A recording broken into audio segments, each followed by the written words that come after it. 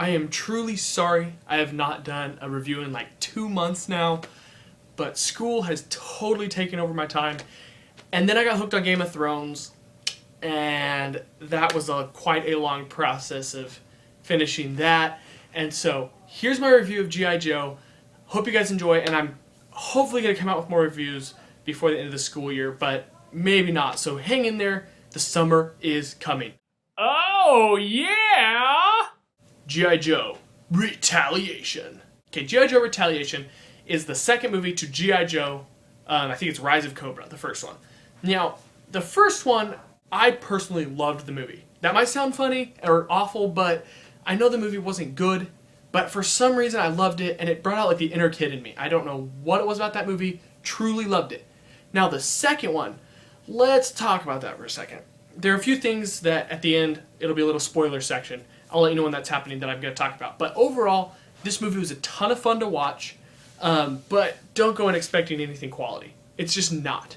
I loved Snake Eye in this movie. Favorite character. He was my favorite character in the first one, especially his fight with Storm Shadow. In this one, if you didn't know Storm Shadow's back, I mean, that's not a spoiler because he's in the trailers. You know, everybody in it's back for the first 5 minutes, and then something happens, and we pretty much have all new characters. Snake Eyes and Storm Shadow, I believe, are the only two returning characters that you really know about. And there's a few of the bad guys, but overall, Storm Shadow and Snake Eyes are the only two.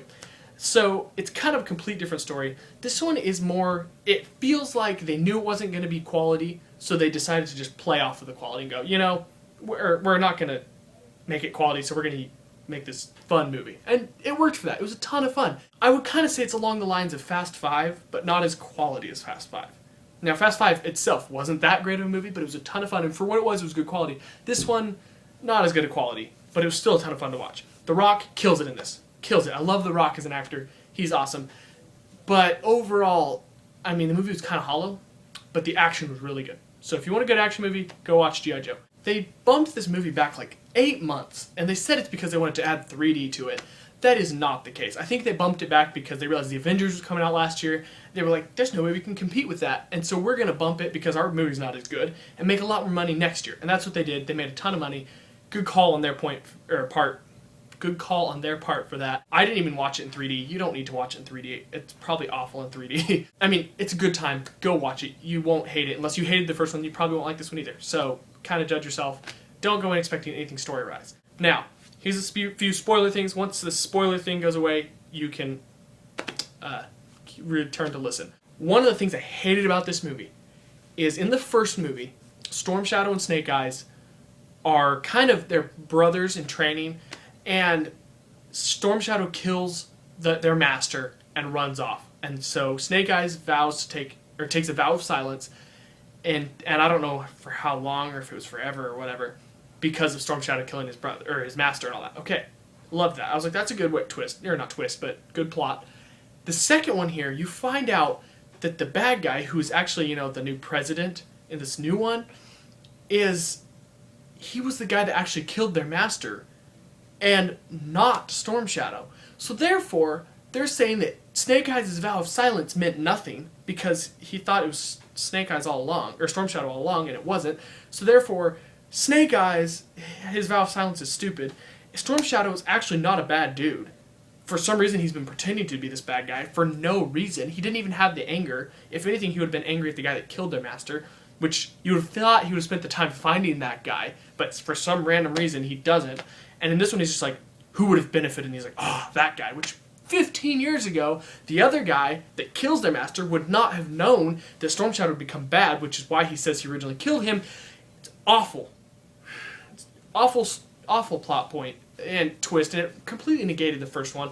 I hate the fact that Channing Tatum dies in this one so early. I love Channing Tatum as an actor. He was good for the first 10 minutes of this movie when he's in it. It was awesome. He's kind of stupid afterwards. I mean, once he dies, the movie just kind of blah. The actors, other than The Rock, are not good. Bruce Willis is hardly in it. The girl in it was really attractive, but she was cheesy. And then another thing I hated this. Now, stick with me. This might sound bad, but wait till I'm done here.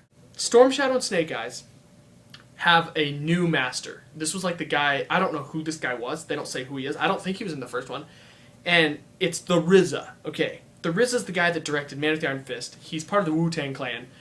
He's their master. Okay, here's my issue. In their culture, the samurai are like the people, right? Like, at least the characters-wise. The RZA is not... he's a black guy. And these guys are Asians, okay? And they would not have had him as a master. Or a white guy, or anybody. They wouldn't have had anybody but somebody from the heritage of the samurai to be their master. And so it's like, wait, why is the RZA even in this? And he's an awful actor. Awful. Just awful. Please cut his character out. Like, did not need to be in the movie. He was just bad. And I just didn't like that they should have had Ken Watanabe be the other guy. That would have been fantastic, because he would have made sense to be, their samurai master, not the RZA. Gosh, why would they do things like that? So, to sum it all up, I will say that G.I. Joe was a great time, fun time to watch, but quality is not there. Not there at all. Like I said, big issues with the movie, mainly story-wise issues. There were a couple lines that were delivered awfully, just not good. But, I mean, it's a fun time. It's definitely the best movie that I can see in theaters right now, but I probably won't go see it again. I mean, I saw the first one like 4 times in theaters because I just enjoyed it. This one, I saw it once. I'm satisfied. Probably won't ever watch it again. So that's what I thought of G.I. Joe. Let me know in the comments below what you thought of G.I. Joe if you saw it. If you didn't see it, do you want to see it? And also, what review would you like me to do next? There aren't any good movies coming out, so I don't really want to do any reviews of movies I'm seeing lately because they're not good. I will be seeing the movie 42 about Jackie Robinson. I really, really want to do a review of that one, or A Place Beyond the Pines with Ryan Gosling. One of those two I really want to do. Hopefully that'll be it. Anything else, any movies up for grab, just comment below, let me know. I've been doing a radio show every Tuesday and Thursday. The link is in the description. It's from 3 to 4 Central Time, and we just talk movies. Me and my friend Tyler, today actually, we talked about our top 10 favorite movies of all time. So I'll put that in the link below. Once I upload it, it'll probably be tomorrow that I upload it. Watch it. It's about an hour long video, so it's a long time, but we just talk about our top 10 favorite movies of all time. It's a ton of fun. Follow me on Twitter, Facebook, all those are down there. And some very, very sad news today. Roger Ebert passed away. Roger Ebert is, in my opinion, the greatest film critic of all time. The way that he could see a film and see every part of it and see the art behind it was just stunning. And I am so sad that he died. Yeah, that's a bummer. That really made my day go. So let me know what movie you'd like to see next. And until next time, peace.